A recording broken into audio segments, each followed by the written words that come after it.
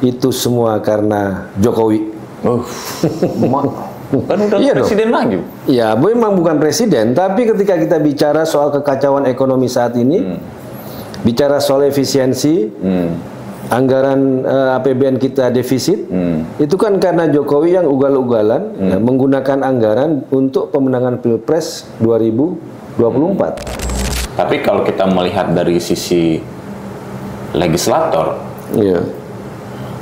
rasa-rasanya tidak begitu keras, padahal kondisinya sudah sedarurat itu, Mas Gun. Kenapa tuh? Jadi gini. Berbeda kalau misalnya pada saat Soeharto keras, SBY keras banget. Mengambil alih PDI Perjuangan, ya kan? Pemenang pemilu dengan kursi yang banyak yang ada di DPR RI, termasuk juga di DPRD, ada militansi, kader, ada kekuatan ketua umum, dan juga ada struktural partai, ideologi, sejarah, dan sebagainya. Ya, daripada katakanlah hanya membesarkan, mengambil alih partai yang nggak lolos ke Senayan, misalnya itu kan, atau ya mengambil alih dari partai yang lain, ya kan? Dan juga ini pesan dari Sekjen PDI Perjuangan, ya sekarang setiap kader itu bagaimana tetap menjaga ibu ketua umum, ya karena beliau adalah kekuatan yang energi yang luar biasa kalau di partai itu.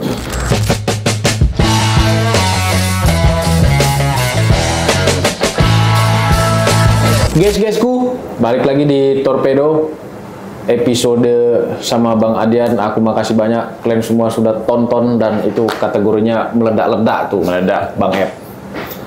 Makasih kalian dukung terus selain channel ini. Sekarang kita pindah tempat lagi.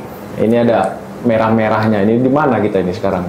Kalau kita lihat nuansanya, ada Bung Karno, ada teks dedication of life Bung Karno, kemudian ada gambar Bu Megawati. Dan ada banteng. Kita berada di kandang banteng. Ini torpedo banteng, jangan sampai laga kambing pula. Bisa merugikan banyak pihak. Di sini kita sudah kehadiran Mas Guntur Romli. Terima kasih Mas sudah menerima kami di kantor DPP. Kalau kita melihat suasana akhir-akhir ini kan, kalau yang lagi rame di medsos itu Indonesia gelap. Ini juga kita harus tanyakan kepada PDIP fenomena yang terjadi akhir-akhir ini. Mulai ada gerakan massa. Kita melihat ada RUU BUMN yang melahirkan dana antara, kemudian ada RUU Minerba, dan kemarin itu baru disahkan Undang-Undang TNI. Di internal PDIP sendiri ada pentersangkaan terhadap Sekjen Mas Hasto Kristianto. Nah, ini yang harus kita tanya nih, sikap PDIP, arah politik PDIP ke depan ini seperti apa? Karena kan pada saat kemarin itu kayaknya Bu Mega sempat bereaksi kan, melarang kepala daerah untuk ikut retreat. Nah, Mas Guntur Romli, silakan menjawab. Ya, terima kasih. Jadi kalau kita melihat suasana Indonesia yang muncul, Indonesia gelap, kabur saja dulu, kemudian indeks saham gabungan sempat anjlok, kemudian sekarang rupiah juga anjlok, demo di mana-mana, PHK di mana-mana, kan? Tadi saya baru posting di X saya itu, dari 15 bulan terakhir itu kira-kira ada 26 orang di PKHK setiap jam. Nah, kemudian suasana ekonomi yang tidak menentu, efisiensi yang semakin diperketat, kemudian petersangkaan terhadap Sekjen PDI Perjuangan. Kami bisa menarik benang merah itu semua karena Jokowi. Kan udah presiden lagi. Ya, memang bukan presiden, tapi ketika kita bicara soal kekacauan ekonomi saat ini, bicara soal efisiensi, anggaran APBN kita defisit, itu kan karena Jokowi yang ugal-ugalan menggunakan anggaran untuk pemenangan Pilpres 2024. Dan jangan lupa apa yang disampaikan oleh Pak Luhut, ada 500 triliun untuk dana bansos, tapi hanya separuhnya hanya 250 triliun yang benar-benar sampai kepada yang berhak. 250 triliun itu kemana? Ini dengan bancakan politik. Akhirnya karena Jokowi ya mengelola anggaran secara ugal-ugalan, ya dampaknya adalah pemerintahan Prabowo saat ini melakukan efisiensi, melakukan konsolidasi dan sebagainya. Ya kita bisa bertanya, tapi kenapa kok Prabowo dalam kesannya itu hanya mau mencuci piring kotor setelah Jokowi berpesta pora? Nah, itu kan pertanyaan kan itu yang muncul di masyarakat ya kan. Kenapa kok mau ya? Ya mungkin karena kekuasaan. Tapi kami bisa menarik benang merah, termasuk juga kasusnya pertersangkaan kepada Mas Hasto Kristianto itu terkait dengan pemecatan Jokowi.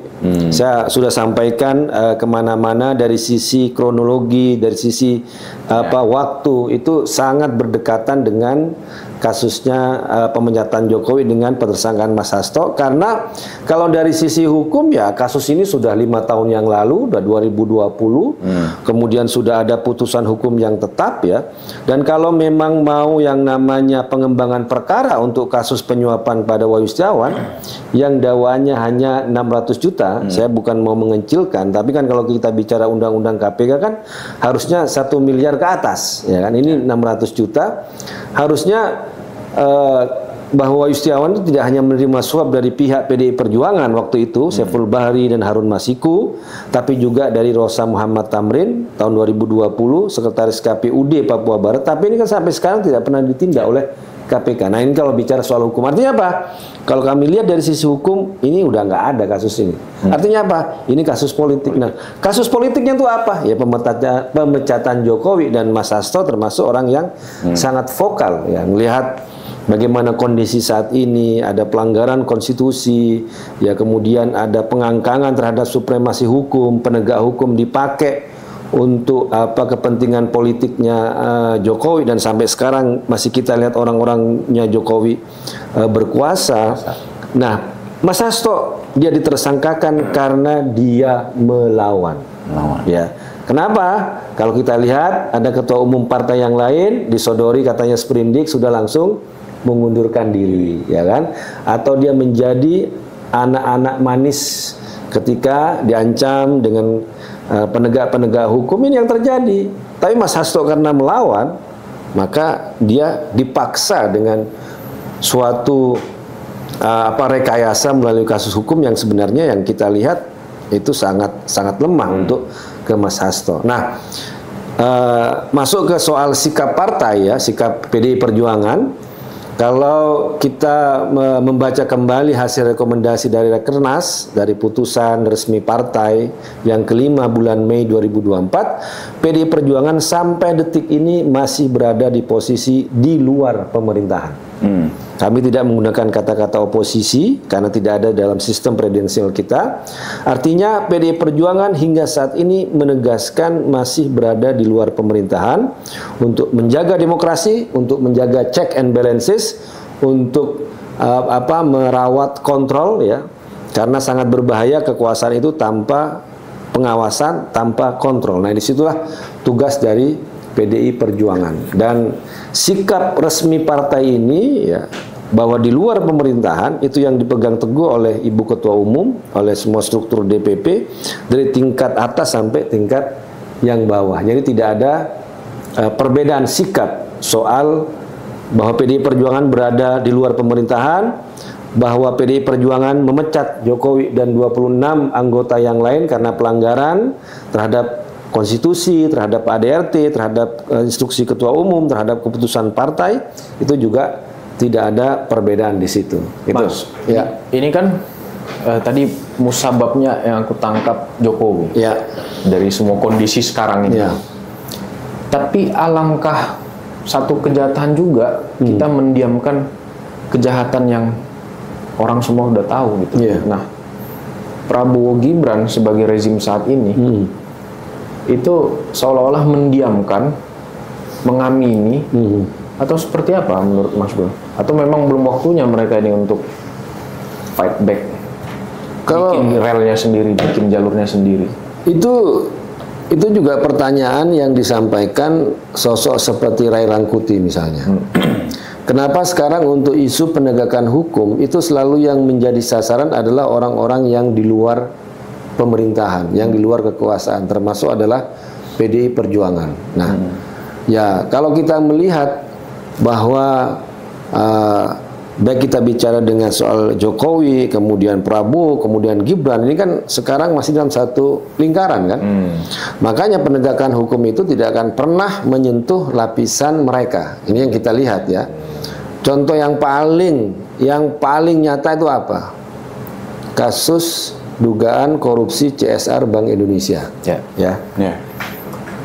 Deputi Penindakan KPK Irjen Rudi, kalau nggak salah namanya itu, sudah menyatakan bahwa ada 2 tersangka. 2 hari kemudian diralat oleh jubir KPK bahwa belum ada yang namanya 2 tersangka. Kemudian bocor di media ya, bahwa calon tersangka ada dugaan ada orang Gerindra dan ada orang PKS. Ya, yang saya baca ya di media sosial kemudian di berita. Artinya apa? Ketika hukum itu mengarah kepada yang berkuasa, langsung tumpul, gitu loh. Tapi kalau itu yang arahnya tuh untuk PDI Perjuangan atau pihak-pihak yang berada di luar kekuasaan tuh langsung tajam. Kalau nggak ada kasusnya pun diada-adakan, termasuk kasus Sekjen PDI Perjuangan ini yang kami lihat rekayasa kasusnya itu sangat luar biasa. Kan KPK hanya berlindung di balik kewenangan KPK. Ya, KPK punya kewenangan untuk menetapkan tersangka, untuk menuntut. Tapi apakah kewenangan itu digunakan secara benar atau ini hanya bentuk kesewenang-wenangan yang kita sebut dengan abuse of power itu. Nah, ini yang terjadi gitu loh. Nah, kami melihat bahwa ya untuk saat ini kasus yang lain misalnya kasus Jokowi ya yang sudah masuk dalam finalisnya OCARP ya kan. Ini kan udah dilaporkan KPK atau nama Bobi Nasution, fakta persidangan disebut dalam Blok Medan ya. Kemudian juga dugaan ekspor ilegal biji timah yang juga disampaikan oleh Faisal Basri yang menyebut Bobi Nasution dan Erlangga Hartarto. Tapi ini kan nggak pernah diusut secara tegas oleh KPK. Padahal ini kan udah jelas, udah dibicarakan, disampaikan kepada publik, menjadi fakta persidangan ya. Atau misalnya kasus private jet. Siapa itu private jet yang udah dilaporkan ya dengan alasan dia bukan pejabat publik loh. Kalau gitu kan Mas Hasto nggak boleh diusut dong. Dia kan bukan pejabat publik, ya kan? Kalau alasannya seperti itu, kenapa kalau Kaisang itu tidak diusut dengan alasan bukan pejabat publik, tapi Hasto Kristianto yang bukan pejabat publik malah dicari-cari kesalahannya? Atau misalnya kasus siapa Menteri Olahraga itu, yang mengembalikan uang berapa miliar itu? Dito. Ya Dito ya kan? Ya kan nggak ada, malah dianggap ngembaliin duit, padahal itu kan mengembalikan uang kan tidak menggugurkan yang namanya unsur pidana di situ kan, tapi kan tidak berlaku. Atau misalnya nama yang lain seperti menteri kayak Zulhas misalnya disebut-sebut ya. Jadi kalau kita melihat ketika ini masih dalam lingkaran kekuasaan, maka penegakan hukum itu akan tumpul. Ya ini yang kita sebut dengan kriminalisasi ya. Nah, kriminalisasi termasuk juga kasusnya Tom Lembong misalnya kan. Tom Lembong kan jelas bahwa data impor gula dia tidak sebesar impor menteri-menteri perdagangan setelah dia. Tapi kenapa dia yang diperiksa? Apakah karena dia dekat dengan Anies ya kan? Yang nampak bersama Ganjar saingan pada Pilpres 2024 dan Anies sangat katakanlah tidak disukai oleh Jokowi ya kan. Kan ini kita masyarakat bisa bertanya-tanya kan. Dan sekarang yang saya lihat kalau KPK melakukan penegakan hukum ya mungkin beraninya baru kepada kelompok-kelompok swasta, kelompok-kelompok profesional, atau kalau orang politik adalah orang politik yang di luar pemerintahan. Tapi kalau di internal mereka nggak melakukan apa-apa. Ada anggota DPR RI Gerindra yang namanya Anwar Sadat ya. Dia sudah menjadi tersangka kasus soal Cesar. Bukan yang di Jawa Timur soal dana hibah ya, sepertinya dana hibah, dan sudah ada penyitaan terhadap harta dia 8 miliar sampai sekarang nggak ditahan. Udah dari bulan November atau Oktober tahun yang lalu kasus ini nggak ditahan. Ya kenapa? Ya karena ya persoalannya di situ ya membentur dengan kekuasaan. Dan jangan lupa juga yang saya dapat informasi, anak dari Irjen Deputi Penindakan KPK, Irjen Rudi itu, anaknya di Gerindra.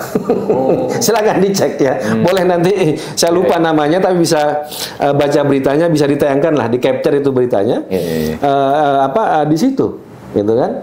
Jadi saya bukan mau mengatakan bahwa kita harus melawan yang berkuasa atau yang berperintah, tapi dalam penegakan hukum itu harus adil. Jangan tebang pilih seperti sekarang gitu kan. Walaupun langit runtuh, hukum ya itu ya, ada gium ya yang ada di hukum itu kan, harus ditegakkan keadilan itu ya. Tapi yang sekarang yang terjadi kan semuanya tebang pilih kan. Mana yang mau berkawan itu kasus hukumnya dibiarin, tapi kalau yang dianggap menjadi lawan itu dihajar dengan kasus hukum, apakah melalui yang namanya KPK atau kejaksaan atau namanya polisi. Nah ini kan berbahaya, memanfaatkan atau menyalahgunakan kewenangan penegak hukum untuk tujuan politik. Nah ini sangat berbahaya, Mas. Gitulah. Mas, ini kan orang-orang di sekitaran Prabowo dan Presiden Prabowo sendiri menggaungkan bersih-bersih, membersihkan koruptor. Dengan adanya paparan tadi, ini kayak standar ganda lah, Mas ya. Ya kalau kita lihat, kalau masih tebang pilih itu bukan bersih-bersih koruptor, bukan bersih-bersih korupsi, tapi dilihat sebagai pergantian pemain. Gitulah. Pemain lama, yang swasta, yang profesional, ya kita ngelihat mereka tuh nggak mungkin lah namanya melakukan suatu tindakan itu tanpa ada yang namanya backing. Backing itu biasanya penguasa, kekuasaan ya, termasuk misalnya kasus kayak Patra Niaga itu kan. Yang ditangkap yang mana? Ini kan masih profesional sama swasta kan. Dan sekarang pertanyaannya, mereka selama ini nyetornya kemana gitu kan. Nah harusnya kan kalau mau penindakan itu kan harus sampai ke atas gitu kan. Kan kita nggak masuk akal kalau misalnya 1.000 triliun ya kan dalam waktu yang kuadriliun. Itu hanya dinikmati katakanlah oleh 9 yang sekarang menjadi tersangka atau ada tambahan yang 2 itu tanpa dibagi kemana-mana. Ini yang harus diungkap kalau mau bicara soal pemberantasan korupsi. Kalau nggak hanya menyasar mereka, ya ini mau ganti pemain aja nih, sudah ada pemain di luar lapangan, ini udah kena kartu merah ya kan, tinggal dia nanti keluar, nanti masukin pemain baru. Tapi gimana kerjanya? Ya sama aja. Kalau ini kalau bicara penegakan hukum yang benar-benar yang adil gitu. Tapi kalau tebang pilih kayak gini ya kita ngelihat ini kan hanya sekedar pergantian pemain aja gitu, menggusur orang lama atau orang yang tidak mau diajak kerjasama ya dengan menggunakan kasus hukum. Nah ini yang terjadi gitu. Nah, masih agak di ini persnelingnya karena ada Bayang-Bayang Mulyono tadi ya, Mas Gun, masih agak ini persnelingnya enggak. Ya saya kira itu memang masih ada inilah, masih saling mutualis simbiosis mutualis mungkin ya kalau kita melihat di situ ya. Makanya kita kan sebenarnya minta ya Presiden Prabowo itu benar-benar independen ya, beliau adalah seorang presiden ya kan. Ya janganlah presiden teriak-teriak hidup Jokowi itu gimana itu kan. Aduh kita ngeliat kan ya meskipun saya nggak memilih beliau, tapi kan bagaimanapun beliau sekarang adalah presiden saya kan, Presiden Republik Indonesia ya. Presiden kita semua. Ya kan selesai Pilpres 2024 ketika beliau sudah diangkat, diambil sumpah dan sumpahnya itu adalah menjadi presiden seluruh warga Indonesia. Bukan hanya pemilih 01, 02, 03 tapi untuk semua ya. Kita bisa melihat presiden kita ya harusnya yang lebih percaya diri, udah lebih bersikap ya kan, dan benar-benar ya kalau mau bicara soal penegakan hukum ya berantas dong. Yang menjadi fakta-fakta pengadilan, meskipun juga itu harus mengarah kepada sahabat beliau yang paling karib yang bernama Joko Widodo itu kan atau keluarganya. Dan kita kan pengen melihat keseriusan di sini kan. Zaman dulu KPK kan nggak tebang pilih, besannya presiden juga bisa kena ya kan. Kemudian zamannya misalnya ketika PDI Perjuangan memerintah berkuasa, ya kita juga kader-kader juga ada yang ditangkap KPK, menteri juga ditangkap KPK, ya kan? Nggak ada di situ perlindungan partai terhadap mereka. Kalau memang terlibat dalam korupsi, partai nggak akan bela kok. Malah ketua umum menegaskan akan memberikan tindakan yang keras terhadap kader-kader yang terlibat mencuri uang rakyat. Itu jelas, Ibu Ketua Umum kita juga udah jelas menyatakan hal itu gitu. Tapi sekarang kan enggak gitu kan. Malah dijadikan alat politik untuk menyerang yang disebut dengan kelompok-kelompok oposisi kalau bahasanya Bung Ray Rangkuti itu. Tapi Mas, ini juga menjadi pertanyaan masyarakat banyak nih di akar rumput kita mendengar. Kalau Mas Gun tadi bilang krisis ekonomi, kemudian ada juga krisis hukum, banyak tebang pilih. Tapi kok kenapa sih kerjasama, kita pakai bahasanya Mas Gun ya atau Bu Mega, kerjasama itu dilakukan dengan soft, kerjasama juga bisa dilakukan dengan tegas dan keras. Tapi kalau kita melihat dari sisi legislator, rasa-rasanya tidak begitu keras, padahal kondisinya sudah sedarurat itu, Mas Gun. Kenapa tuh? Jadi gini. Berbeda kalau misalnya pada saat Soeharto keras, SBY keras banget. Tapi di zaman Prabowo ini, kenapa lebih banyak kompromi? Iya, sebenarnya kita itu memang ketika berada di luar pemerintahan itu ingin melakukan pengawasan dan kritik, tapi tetap ingin proporsional ya. Tidak asal beda, tidak asal anti, tidak asal nyerang gitu kan. Karena bagaimanapun dalam politik itu, ya PDI Perjuangan sekarang kan kalau di DPR itu kan berapa? 110 ya. Itu alias 16%. 108 atau 10 ya. 108. Dan itu dibanding dengan koalisi di pihak yang sebelah, itu kan sebenarnya kami nggak ada kekuatan apa-apa untuk misalnya kalau bicara harus berbenturan dengan voting gitu kan, atau hanya walk out dan sebagainya. Makanya kami juga contoh kasus kan RUU TNI yang sudah dijelaskan dengan sangat bagus oleh Bung Adian. Saya kira saya nggak perlu mengulang lagi ya, dijelaskan oleh Bung Adian. Tapi meskipun sekarang banyak kelompok sipil, mahasiswa yang kecewa kepada PDI Perjuangan, nggak masalah. Dan kami juga mempersilahkan kalau kelompok sipil masih menolak undang-undang TNI, mau melakukan demo, silahkan. Dan kami juga akan membela hak-hak mereka yang mau berdemo, dan kami juga akan menentang kalau ada cara-cara represif yang dilakukan oleh penegak hukum. Ini negara demokrasi. Undang-undang diputuskan, ya, udah disahkan, kemudian nanti nunggu dari presiden. Kalau masih ada kelompok-kelompok yang tidak puas, demo, menyatakan pendapat, menurut kami silahkan. Ini negara demokratis ya. Hanya demo kok. Tapi ya jangan direpresi ya, jangan dipukuli ya, jangan dilukai. Ya. Ini adalah mimbar. Tapi sikap PDI Perjuangan dalam konteks undang-undang TNI itu sudah disampaikan oleh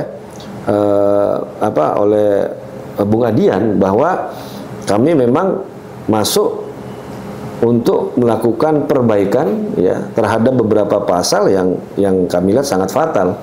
Dan RUU TNI yang ditolak oleh Ibu Mega itu kan bukan yang RUU yang sekarang sebenarnya.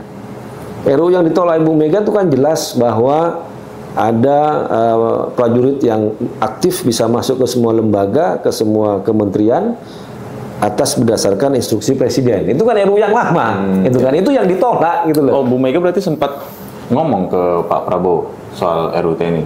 Soal RUU TNI seharusnya disampaikan kepada Pak Prabowo, jangan sampai masalah revisi undang-undang TNI itu mengembalikan dui fungsi tentara, dui fungsi ABRI seperti zaman Orde Baru, itu disampaikan kepada Pak Prabowo. Makanya kan pasal-pasal yang dikutip oleh Bung Adian itu kan tidak ada lagi ya.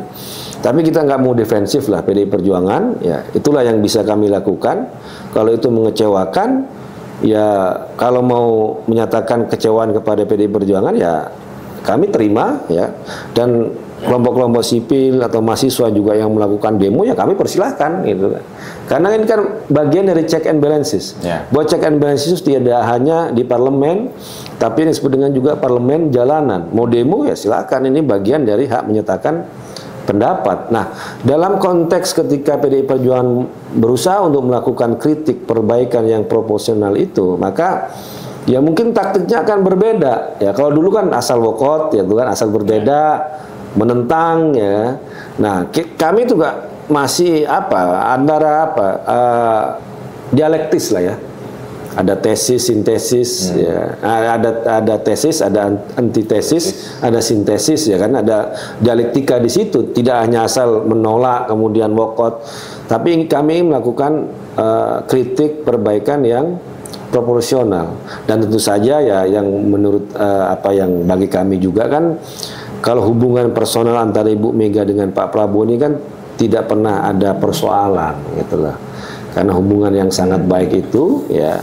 Kami juga meskipun di luar pemerintahan juga ya tidak apa istilahnya dalam tanda kutip tidak akan ngawur lah ya, tidak akan ngawur terhadap kebijakan-kebijakan Pak Prabowo. Kalau memang itu baik ya kami baik. Tapi kalau kita ngelihat di parlemen kan juga menurut kami kan lumayan lah ya. Anggota DPR dari PDI Perjuangan misalnya untuk kasus penundaan CPNS dan P3K. Itu kan Mas Aryo Bimo Komisi 2 kan sangat keras itu harus dipercepat. Bahkan dia waktu itu mengoreksi ketika Kementerian Menpan RB itu menyatakan ditunda sampai bulan Oktober atau tahun depan. Dia bilang nggak ada kesepakatan itu, kata Mas Aryo Bimo. Itu paling lambat katanya. Kok malah dibilang pelantikannya bulan Oktober. Kemudian seperti Mas Mufti Anam ketika bicara soal, dan juga Pak Darmadi Dudianto bicara soal Pertamina dan sebagainya. Menurut kami keras lah di situ ya, kritik-kritik. Termasuk juga Pak T.B. Hasanuddin ketika dalam RUU TNI.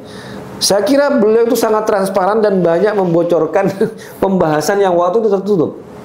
Kalau saya melihat ya, bukan mau bela karena Pak T.B. Hasanuddin orang PDI Perjuangan.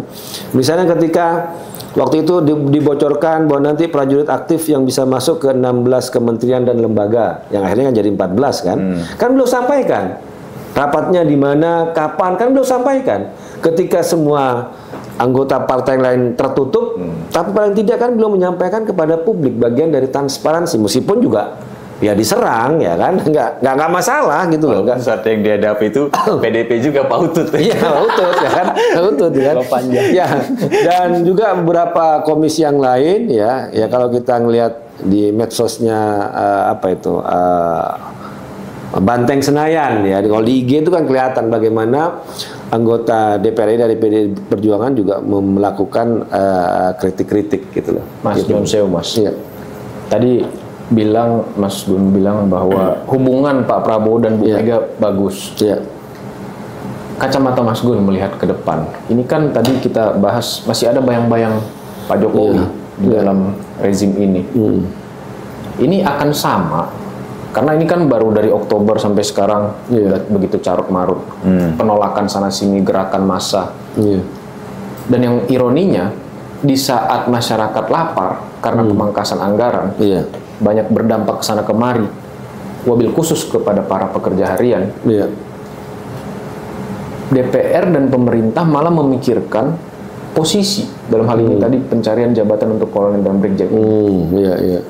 Dalam kacamata Mas Gun ke depan ini sama saja rezim ini nanti sama di era Pak Jokowi, setengah sama, atau nanti ada optimisme ini akan menunjukkan tajinya sendiri nanti nih Prabowo DKK ini? Menurut saya kesuksesan Pak Prabowo ke depan adalah atau tergantung bagaimana beliau itu bisa melepaskan diri dari bayang-bayang Jokowi. Ya, tapi juga menyelesaikan masalah-masalah yang Jokowi itu kan. Itu susah itu. Ya, nah, ya kita nggak tahu ya. Tapi sampai Pak SBY itu pernah speech di depan seluruh kadernya kan, dia bilang, ya kita mendukung pemerintahan Pak Jokowi. Terus dia maaf, saya slip of tongue. Sekarang presidennya Pak Prabowo. Itu beneran slip of tongue atau? Slip of tongue, dia sendiri yang ngomong.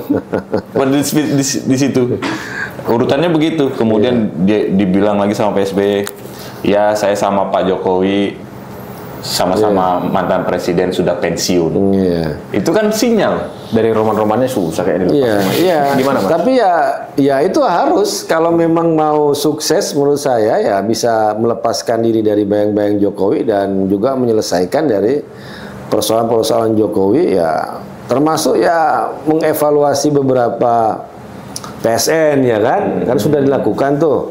Kan banyak sekali proyek-proyek katakanlah yang zamannya Jokowi itu kan malah tidak produktif ya kan, kereta cepat Jakarta Bandung yang katanya dulu tidak membeban kepada APBN ternyata menjadi beban dan biayanya berlipat-lipat. IKN yang katanya nggak pakai APBN ternyata pakai APBN. Banyak bohongnya lah Jokowi itu kan. Makanya orang bilang sen kiri belok kanan. Kenyataan-kenyataan kayak gitu. Nah, perusahaan-perusahaan kayak gini yang saya kira juga harus dihadapi oleh Pak Prabowo ya, karena mungkin yang masih mau menjaga hubungan baik ya kan. Nah, kalau PDI Perjuangan sendiri kan sebenarnya tidak melihat Jokowi itu faktor di pemerintahan Pak Prabowo ketika sampai sekarang itu tidak mau atau masih berada di luar pemerintahan ya kan. Kan kalau Ibu Megawati kan prinsipnya itu kan kepada konstitusi, kepada aturan, kepada undang-undang ya. Ya kalau dalam mekanisme demokrasi harus ada yang di luar pemerintahan untuk menjaga ya akan menjaga. Bukan misalnya banyak pertanyaan, oh karena ada Jokowi, ada Gibran, enggak. Bukan faktor mereka udah dipecat dari PDI Perjuangan itu kan.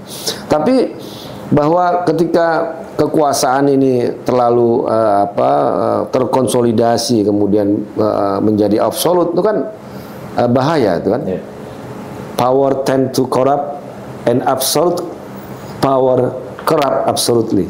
Yeah. Itu kan udah apa sih ada Lord Acton ya yang punya bicara situ bahwa kekuasaan itu cenderung bisa merusak, bisa korupsi dan absolut kekuasaan itu pasti akan korup, akan merusak. Nah di situ PDI Perjuangan tuh sampai sekarang mau tetap berada di luar pemerintahan, Mas, gitulah. Dan ya kita nggak tahu ya ke depan ini gimana. Kalau ngeliat tanda-tanda ini kan ya masih belum inilah ya. Ya kalau bicara soal harapan optimis ya kita optimis gitu kan. Ya gini Mas, karena ini di depan kita ada banteng ini. Iya. Di belakang ada Bung Karno. Bang Mas Guntur disaksikan Bung Pak Karno. Prabowo kan sempat disebut-sebut, diidentikan lah, di framing lah dengan gagasan cita-cita macan Asia. Nah ini banteng macan apa kucing ini? Menurut Mas Gun gimana nih? Saya nggak bisa komen. Soal itu ya kita bukan pengandaian. Ini kan tanda-tanda udah ada nih Mas. Kita lihat ke pengandaian, nggak mau bicara soal pengandaian ya. Kita ngelihat bagaimana tantangan Pak Prabowo ke depan. Menurut saya tadi itu nggak usah kita bicara soal macan atau banteng atau kucing atau apa. Sanggup nggak beliau itu melepaskan diri bayang-bayang Jokowi? Itu aja dulu. Yeah. Kemudian bagaimana beliau juga menyelesaikan persoalan-persoalan yang ditinggalkan oleh Jokowi. Tidak hanya menjadi ya dalam tanda kutip seperti sampaikan tadi nyuci piring kotor aja. Kalau memang harus ada penindakan hukum dan perampasan terhadap program-program zaman Pak Jokowi yang merugikan negara dan harus dirampas, yang menjadi ingkang kepada negara, kenapa tidak dilakukan? Harusnya bisa dilakukan, iya kan? Ketika bocoran di mana-mana 250 triliun misalnya bocor itu kemana, itu kan? Masa nggak mau ada penegakan hukum di situ? Karena Mas, watak, karakter dan itu telanjang aja semua kita lihat di publik. Ini kan banyak menabrak aturan rezim sebelumnya. Termasuk bagaimana meloloskan anaknya. Ya betul. Terjerat usia pada saat itu. Ya. Nah ini sekarang mulai kelihatan lagi tanda-tanda. Seskap, Mayor Teddy itu juga kemarin melanggar undang-undang TNI. Nah sekarang sudah dirubah. Kemarin digaungkan efisiensi anggaran. Ternyata datang Deddy Corbuzier menambah menjadi staf Menteri Pertahanan. Ini kan mirip-mirip ini, similar. Teman-temannya Mas Gun juga. Nah, teman-temannya Mas Gun di tempat yang lama juga begitu. FS apa itu kemarin? Apa? Pokoknya di Menteri Kehutanan, Bang Raja Juli Antoni membawa sekian gerbong. Nah, belakangan diklarifikasi itu tidak memakan APBN. Tapi kan ada dana hibah juga di situ. Perlu dijelaskan dong. Berapa dana hibahnya? Kemana aja ini barang? Ini wataknya agak similar nih. Makanya menyambung pertanyaanku tadi. Iya, karena kita ngelihatnya dibiarkan mengakali aturan kan, mengakali jangan aturan undang-undang diakali. Mestinya kan kita yang ikut aturan. Nah sekarang ini kan aturan yang dipaksa ikut bagaimana kekuasaan itu dilakukan. Nah ini yang ya inilah ketika lagi-lagi Jokowi Mas. Iya, dia kan memberi contoh. Mahkamah Konstitusi aja dia bisa bobol, ya kan?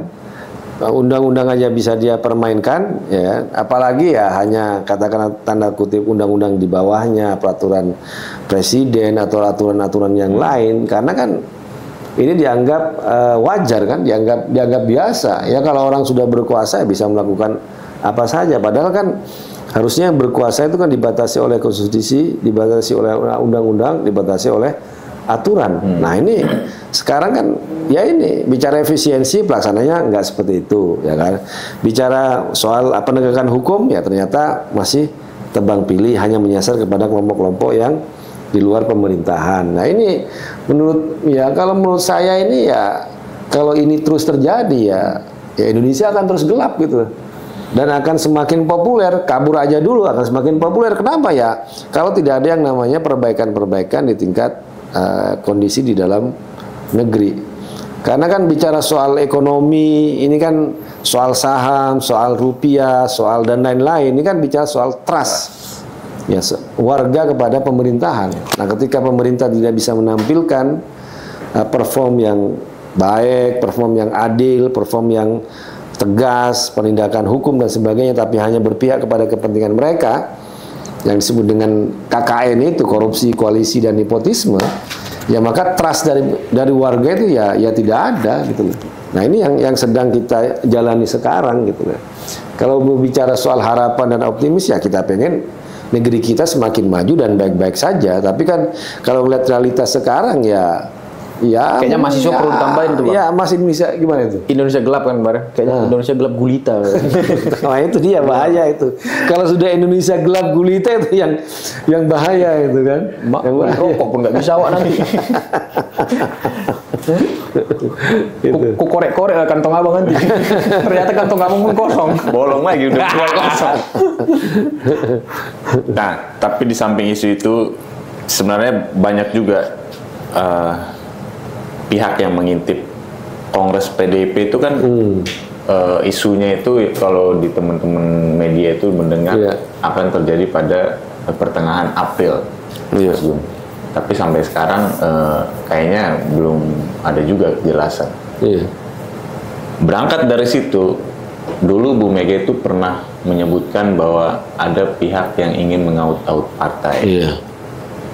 Dan kalau kita bicara dari DPP, banyak jubir bilang kalau Jokowi masih mencoba untuk menggoyang-goyang di internal PDIP. Kalau dari Mas Gun sendiri melihat masih ada nggak sih kekuatan Pak Jokowi itu di dalam internal PDIP? Ya, kalau ini pelaksanaan Kongres itu sampai sekarang itu belum ada update. Biasanya itu diputuskan dalam rapat pleno DPP ya. Apakah bulan April, Mei atau Juni atau malah sampai bulan-bulan setelahnya. Karena kan perpanjangan kalau di SK itu kan sampai tahun 2025. Nah, itu kan. 2025 ya berarti kalau bicara akhir 2025 kan Desember 2025. Kalau kita bicara soal perpanjangan tahun. Makanya untuk pelaksanaan Kongres itu sampai sekarang itu belum ada update dan menunggu ya keputusan rapat pleno DPP partai. Kemudian juga kalau terkait yang mengaut-aut partai, ya itu jelas dan kami sudah laporkan itu kepada Kapolri malah yang pemasangan spanduk di mana-mana yang menyerang partai yang disebut dengan tuduhan ilegal, ibu ketua umum tiba-tiba serentak yang ada di Jakarta di beberapa jalan, banyak CCTV. Tapi kan sampai sekarang nggak ada update kami itu kan. Makanya ketika kemarin Kapolri minta Kabarisskrim ngusut yang teror terhadap Tempo pengiram kepala babi dan bangkai tikus, makanya saya nge-tweet juga, saya pesimistis itu bisa diungkap karena ya pengalaman PDI Perjuangan ini kan nggak diungkap sampai sekarang teror-teror seperti itu kan. Malah istana bilang masak aja. Nah itu apalagi ya komentarnya itu. Hasan Nasbi. Iya, Hasan Nasbi ya.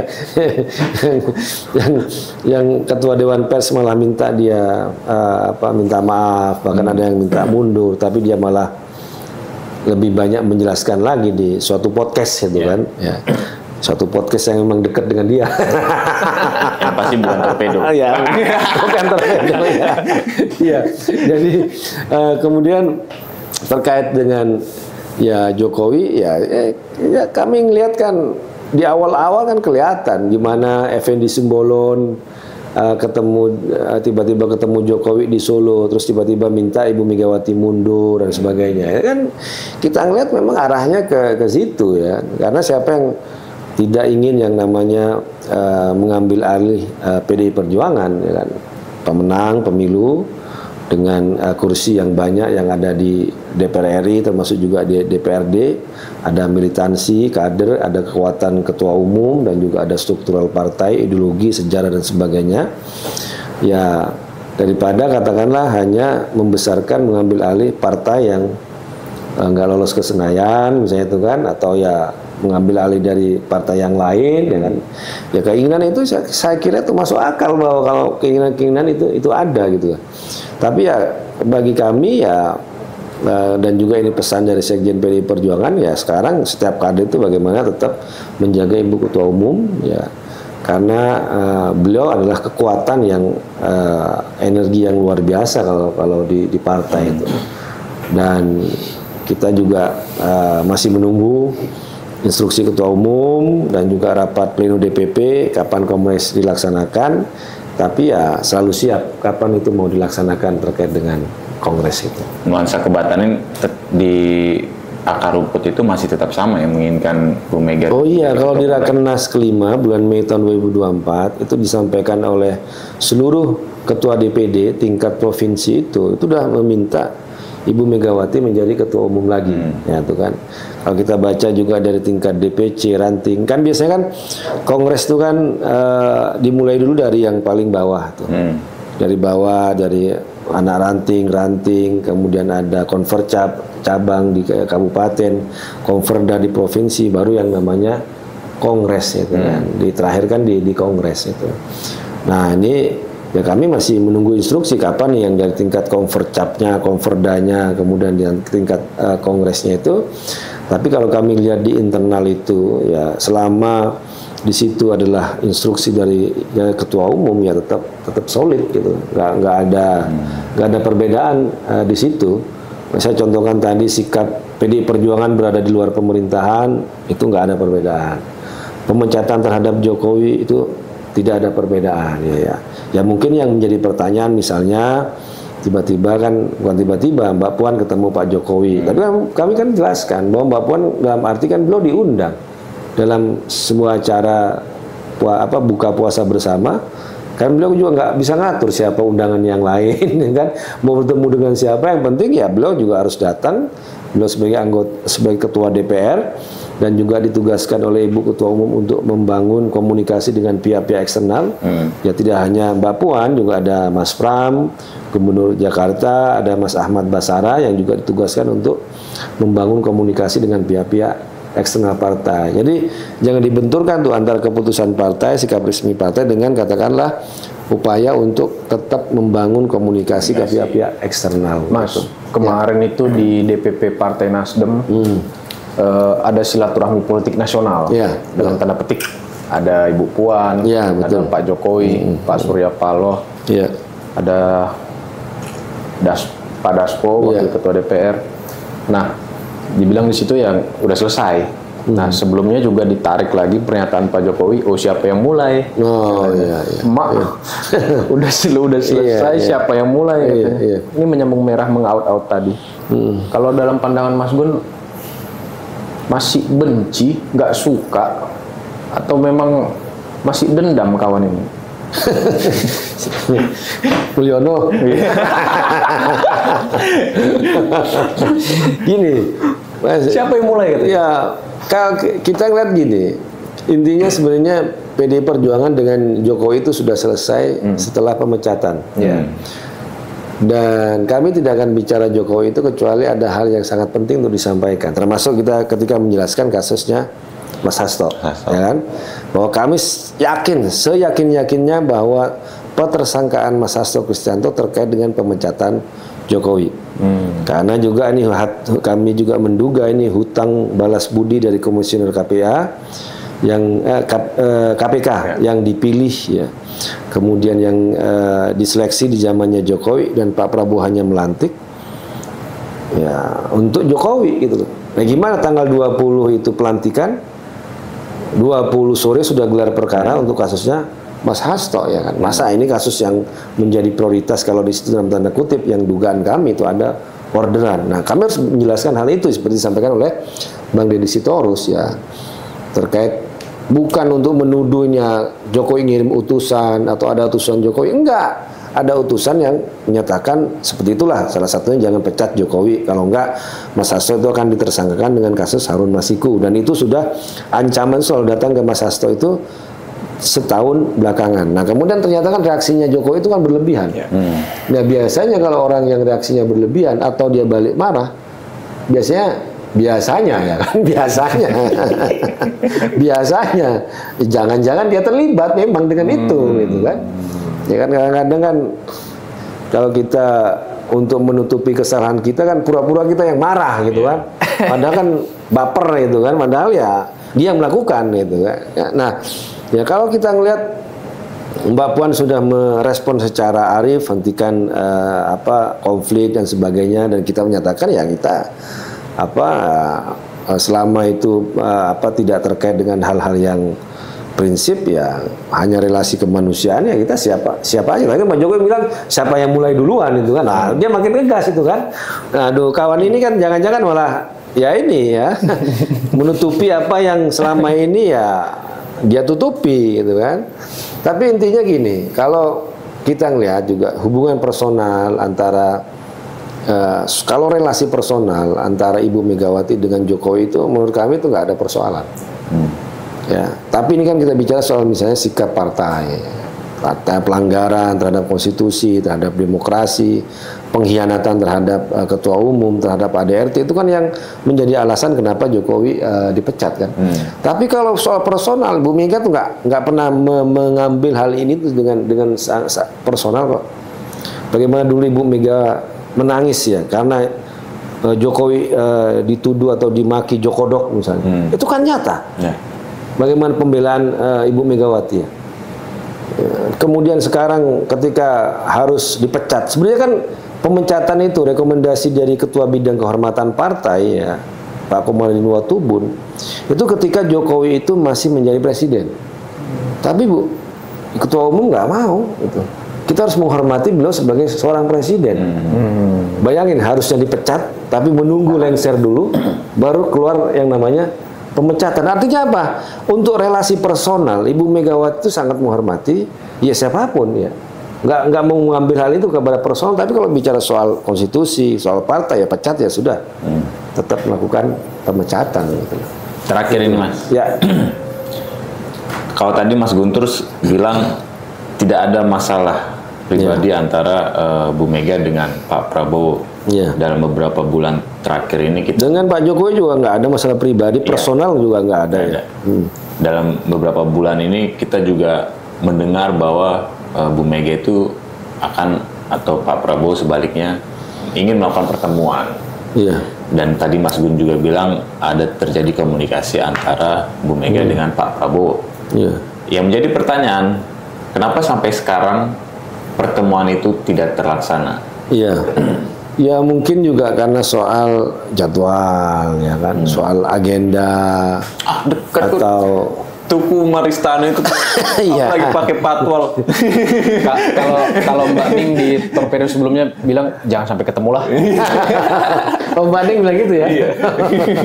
Ini kenapa? Ya kalau ada masalah. Kalau kami lihat selama ini kan juga komunikasi sudah lancar itu ya. Misalnya ya saling mengirim utusan gitu kan. Ya bisa juga lewat sambungan elektronik, nelfon gitu kan. Tapi lebih banyak ya memang mengirim utusan kan. Itu kan lebih ya kami lihat kan lebih aman lah kayak gitu kan. Dan kalau pertemuan ya selama ini ya mungkin ya waktunya aja belum cocok gitu aja kita bilang. Ya soal jadwal, soal apa itu kan ya Pak Prabowo kan presiden sangat sibuk pasti itu kan, agendanya udah penuh kan, harus beliau memprioritaskan kepentingan bangsa kan. Kalau kami ngelihatnya sih lebih ke situ gitulah. Kita masuk di penghujung, Mas Gun. Ini ada segmen suara netizen. Jadi selain kita bincang di sini, akan ada netizen yang menitipkan pertanyaan untuk narasumber kita. Monggo. Nah, Mas Gun, tadi kita sudah mencatat banyak obrolan-obrolan tadi Mas Gun yang sampaikan. Tapi menariknya juga dalam catatan netizen nih, Mas Gun, ada juga meskipun tadi Mas Gun menyebutkan bahwa tidak ada permasalahan pribadi, tidak ada permasalahan personal dengan Mulyono ataupun dengan siapapun itu. Tapi faktanya bahwa memang ada resistensi terhadap Mulyono atau Jokowi. Dan ini menurut catatan kami netizen itu tidak seluruhnya PDIP itu resisten terhadap Mulyono. Kenapa? Mas Dedi dan tadi Mas Gun sangat resisten sekali dengan Jokowi atau Mulyono. Tapi di lain sisi Mbak Puan bersikap justru menjadi protagonis gitu. Sebetulnya apa yang sedang diperankan atau sedang dipertontonkan oleh PDIP di panggung politik ini, dan di panggung belakangnya itu sebetulnya keriuhannya seperti apa? Kalau menurut saya itu hanya beda posisi ya. Posisi dalam arti sebenarnya sama-sama punya prinsip yang sama, instruksi yang sama, tapi karena posisi yang berbeda itu terlihat berbeda. Misalnya saya sampaikan tadi, Mbak Puan kan ketua DPR dan juga ditugaskan untuk membangun komunikasi dengan pihak eksternal partai. Dan nggak hanya Mbak Puan, juga ada Mas Pram dan juga Mas Ahmad Basara. Dan ketika bertemu dengan pihak eksternal, misalnya beliau diundang, kan pasti ketemulah dengan Jokowi. Nah, kalau saya kan siapa saya? Ya saya cuma ya di sini aja gitu kan, dan menyampaikan misalnya update perkembangan kasus Mas Hasto, dan di situ juga harus menyebut Jokowi secara lantang gitu kan. Tapi kalau ditanya sikap pemecatan terhadap Jokowi antara saya dengan Mbak Puan nggak ada perbedaan, pasti nggak ada perbedaan. Tapi ketika dia harus berpapasan bertemu dengan Jokowi, ya harus dong tetap menampilkan ya sosok, menampilkan karakter yang menghargai, baik, yang santun ya kan. Itu kan manusiawi sekali itu kan. Tapi kalau saya nggak pernah ketemu dengan Jokowi, ya saya bicara apa adanya gitu kan. Ya mungkin menurut saya hanya di situ perbedaan itu kan. Ya kalau saya mungkin nanti ketemu dengan Jokowi misalnya, nggak tahu saya kan, ya misalnya dalam suatu apa dan sebagainya, ya tetap aja kita salaman secara ini kan. Tapi kalau kita bicara soal sikap kepartaian, soal pelanggaran terhadap konstitusi, terhadap dugaan korupsi terhadap keluarga dia, kita tetap keras gitu. Dan biasa, dan saya siap ketemu Jokowi menyampaikan apa yang selama sampaikan, saya berani. Kenapa nggak berani? Itu yang pertama, Mas. Iya. Oke. Yang kedua, yang terakhir, kita pengen perspektif POV-nya Mas Gun terhadap beberapa nama tokoh yang akan kita sebutkan. Games ini, Torpedo. Boleh dengan 2 kata atau 1 kata juga. Prabowo Subianto.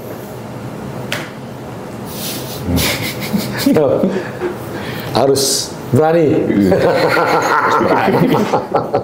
Joko Widodo. Harus diadili. Gibran Rakabuming Raka. Mundur. PSI. Ganti ADRT. Puan Maharani. Tetap maju.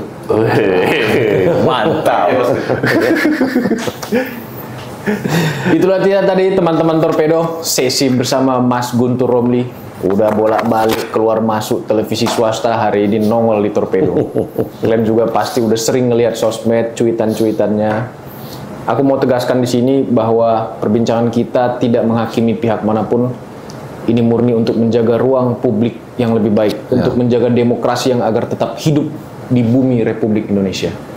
Tapi kalau kita sih mendengar dari suara akar rumput ini, Wong Cilik, kerjasama yang disebutkan Bu Mega itu ibaratnya bad cop good cop lah. Bad cop itu tetap PDIP, yang good cop-nya biar Kim Plus. Jadi dalam konteks kenegaraan, check balance itu ada. Ya kan, teriak PDIP, kita menginginkan PDIP yang teriak-teriak kayak 98 dan RSBY. Dan saya juga mau apresiasi ke Torpedo nih ya, yang mengangkat materi dan perbincangan di pinggir jurang. Ya. Nggak semua orang siap loh. Dalam situasi kayak gini terus terang, nggak semua orang siap. Ya. Makanya saya bilang saya salut kepada Torpedo ya. Kalau mau hanya cari duit, jadi cuma tayangan buzzer aja itu kan. Tapi ini saya lihat oke, ini pinggiran juga. Makanya ini Mas Gun, kita menitip juga. Kalau misalnya aku nggak ada kontak sebulan atau 2 bulan, tolong dicari Mas Gun. Kita siap membela, tenang aja. Kita siap membela. Ya. Jadi gitu teman-teman Torpedo, saksikan kami di minggu selanjutnya. Tetap semangat, jaga kesehatan. Dah.